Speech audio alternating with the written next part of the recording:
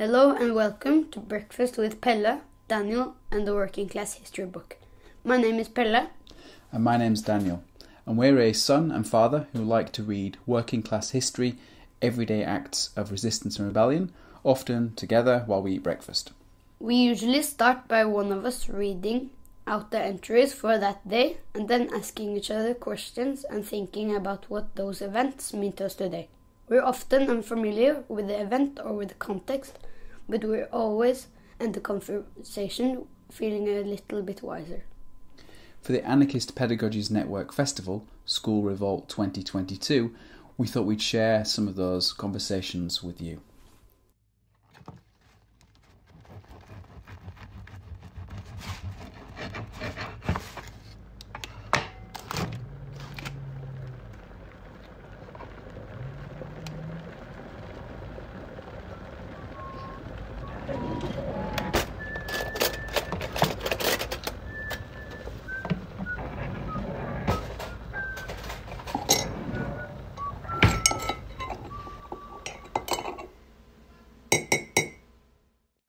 Hi everyone, today it's the 17th of March and as usual we're going to read two entries from the Working Class History book, right Bella? Yeah.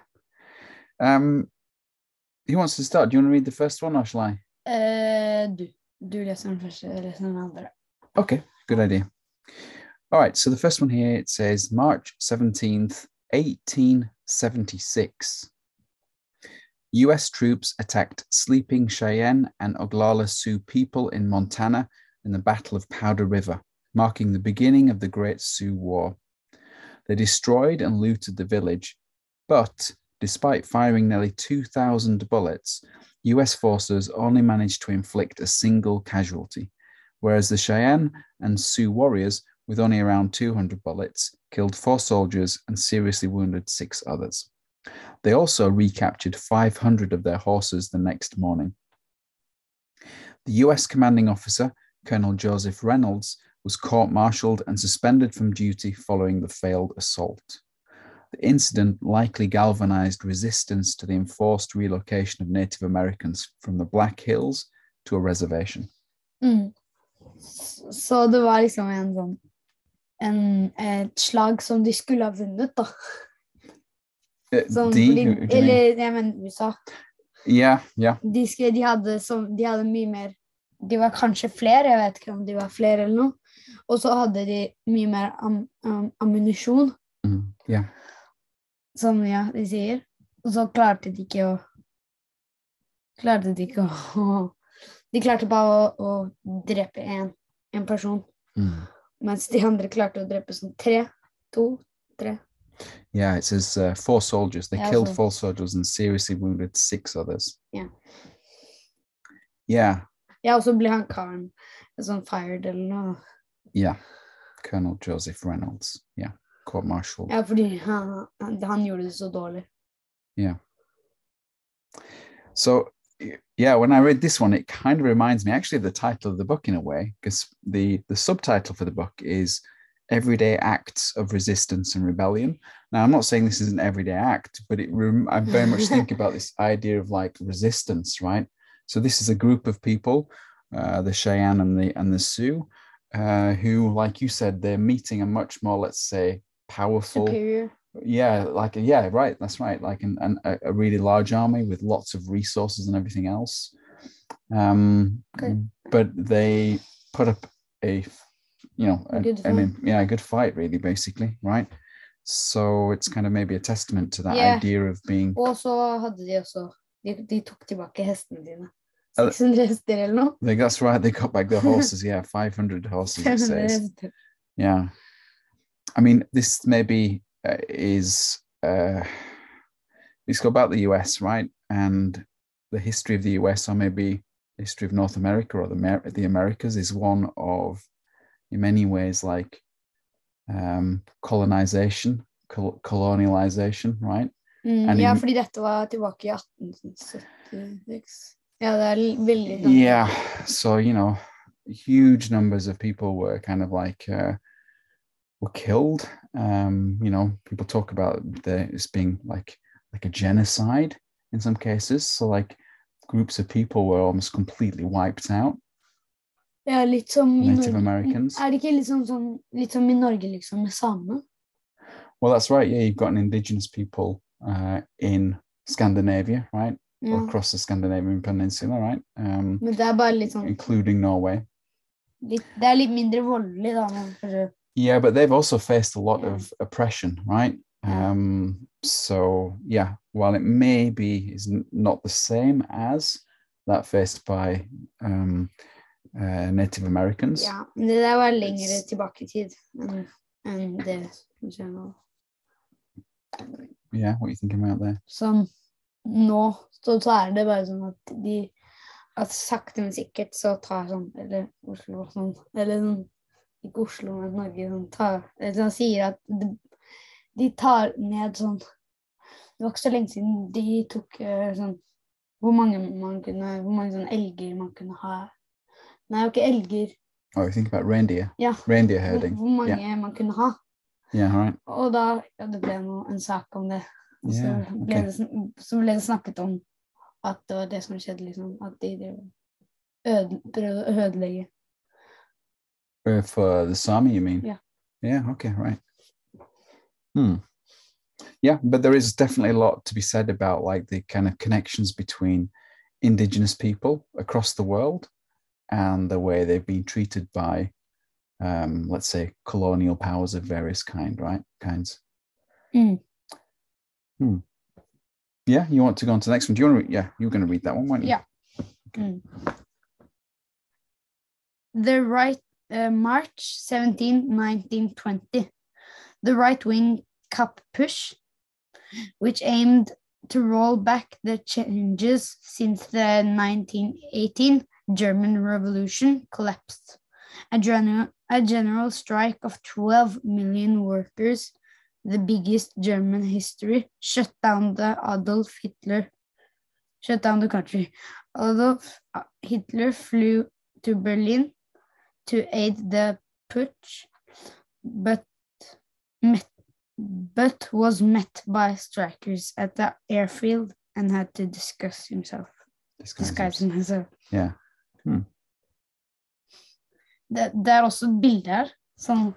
There is a picture here, yeah. And under the picture it says Naval Brigade in Berlin during the putsch, March 1920. Do you know what a putsch is, by the way? Nei, sånn at jeg vet ikke mange folk. Yeah, well, I think a putsch is a bit like, you know, a few days ago we talked about a military coup in Cambodia. Ja, kanskje det sånn at folka tar over eller noe. I think a putsch is like the German word for coup. So it's kind of the same thing. So the Kapp putsch was, well, Kapp is the name of a person who led this particular coup, right? So Var det at militæret tok over? I think part of the military were involved in it, but I don't know how much. It doesn't make it kind of that clear here, but yeah. Ja, han der Hitler skulle dra til Berlin for å to aid the putsch. Betyr sånn hjelpe, liksom? I think so, yeah. So this is 1920. Yeah. So Adolf Hitler isn't in power at this point, right? He's not the leader of the Nazi party at this point either. Fantes det da, eller var det egentlig så? It might, yeah, maybe, but I don't think Hitler became leader until like 1921, but yeah, I'm not exactly sure. But I don't think he was the leader of that party then, although he may have been the leader of, I think, something called like the German Workers' Party, but I'm not sure.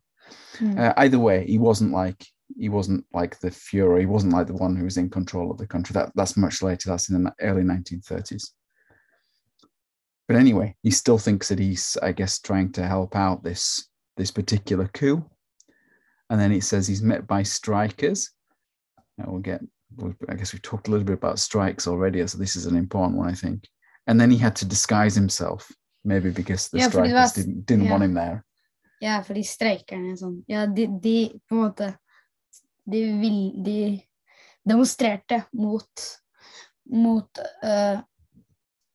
den der Against the coup or the putsch, yeah. Ja.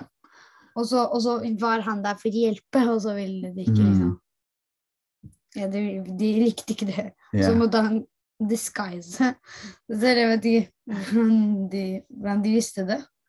Om han ble tatt eller noe. No, I don't know. It doesn't say. I don't know the details of this. But this is a really short text, but there's a lot in it. Yeah. Because it talks about the German Revolution as well in 1918, which was a little bit earlier. So the German Revolution is, at least in its start, I mean, we talked about the Russian Revolution the other day. You remember the February Revolution? We talked about that, where the Tsar or the emperor, if you like, or the king was ousted or removed in Russia. And the same thing happened in Germany in 1918, I think. So there it was what would that have been? Like, I think it was an emperor, if I remember rightly. Yeah. So a similar thing happens there in Germany to Russia. I mean, not exactly the same, but still.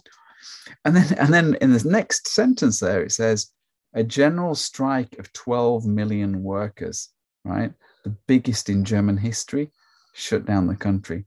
Now, we talked about a strike yesterday, right? You remember the McDonald's strike? And that's in 1 or 2 restaurants. Yeah. Do you know what a general strike is then? Sånn hele landet, de streiker om landet, liksom. Yeah. De streiker ikke om bare en ting i landet, men de streiker sånn, hvordan hele landet og sånn. De liker ikke måten det styrt på, eller. That's right. And 12 million people, 12 million workers. That's a really big number. Well, since it's the biggest in German history, right? Det flere enn det mer enn dobbelt så mye enn det bor i Norge nå. That's right, yeah. And he says they shut down the country. So like the McDonald's strike we talked about yesterday, they, if you like, maybe shut down a restaurant. Yeah. I mean, it's kind of the same principle, maybe, but obviously at a much larger scale. Yeah. And the impact then is different. So, I mean, I guess rather than affecting, for example, the owners of factories and restaurants and things like that, it goes beyond that in a way, and you affect like the country's economy as a whole, right? So maybe that affects, across the board somehow. Yeah. Ja, det var litt sånn, som du sa, mye i den lille teksten. Yeah, there's a lot in that small short text, yeah. Okay, is there anything else we should talk about here? No. All right then. Yeah. So that's it. Yeah, we're done for today. Oh, maybe we should talk about tomorrow's. Do you want to say something about that? Ja, det litt noen planer om en sånn spesiell gjest som vi kanskje skal ta med. Vi vet ikke helt om det ennå da, men tror det skal skje. Yeah, that sounds cool, right? Yeah, I'm looking forward to that. So an exciting episode in store for tomorrow, the 18th of March. Bye. Bye.